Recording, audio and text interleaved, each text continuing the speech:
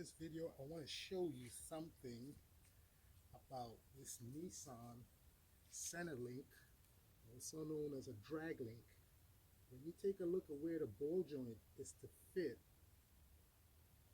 into its connection, you can see those two ball joints.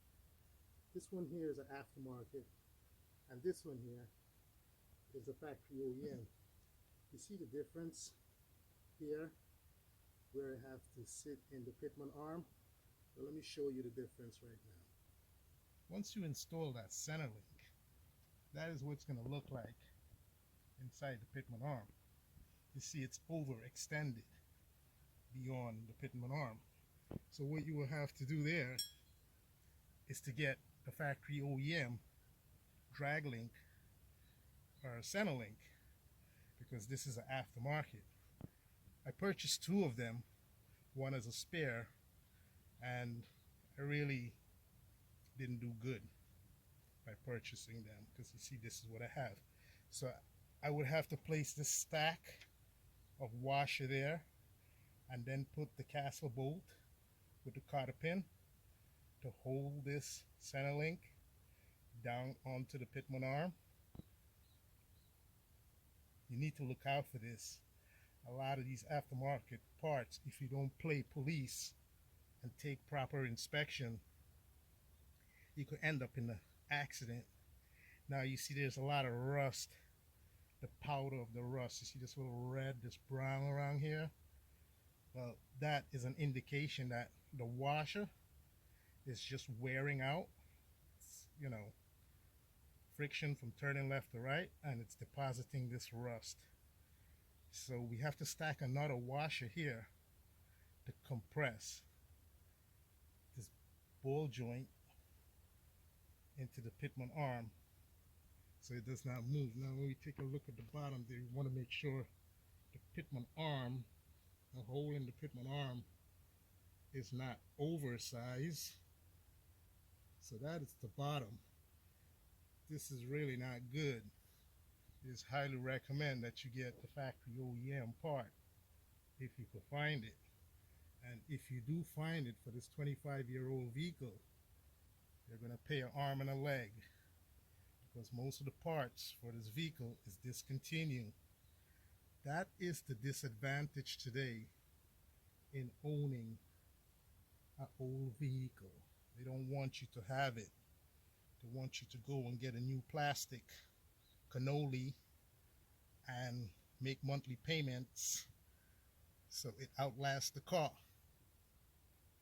The final installation of this center link, drag link, to the Pitman arm should look like this. That's approximately 4 washers. You could say each one measuring approximately 2 to 3 millimeter. So that's about 2, 4, 6, 8, about 8 to 10 millimeter. You have to stack in there so that ball joint for the center link is tightly fitted into the Pitman arm hole. Don't forget the cotter pin. That is a 19 millimeter castle nut. So here's an extra for you. You see that bump stop? Well, that's not a factory OEM bump stop. That is an engine mount for a 2-stroke engine that was cut in half and then fixed into that position with its fasteners. When we take a look at the opposite side of that center link, where it's bolted to the idler arm, you can see we have a clearance issue in there. I have the same problem on this side as the other side. So what I want to do is I want to stick a pry bar in there on the top and see if I have any movement. It don't appear to be so. So this side is good. You don't need to place any washers in here.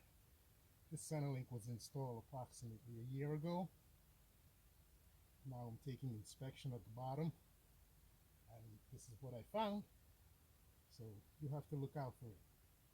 Don't become a victim of an accident because of bad aftermarket parts. So we can see on this side, I'm getting ready to install our bump stop.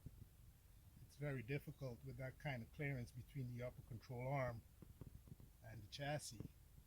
So you will have to ride the tire up that you're working on, the side that you're working on, onto a block of wood. So one side is higher than the other, and then you can get your bump stop. This is the factory OEM that sits on top there. So you can see the rubber on the bottom is busted out, so we can't use this anymore.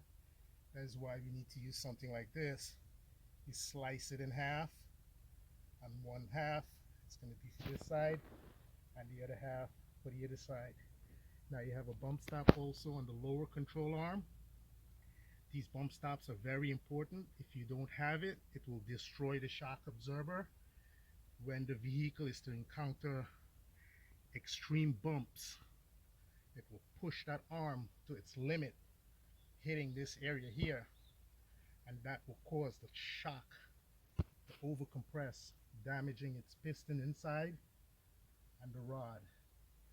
So let's say if the suspension take a rapid drop and this needs to touch here, it will also overextend the shock absorber and damage it. So that is why it's important to have the factory OEM bump stop. That's a rubber bump stop. Well, thank you for watching the video. You know what you have to do. Later.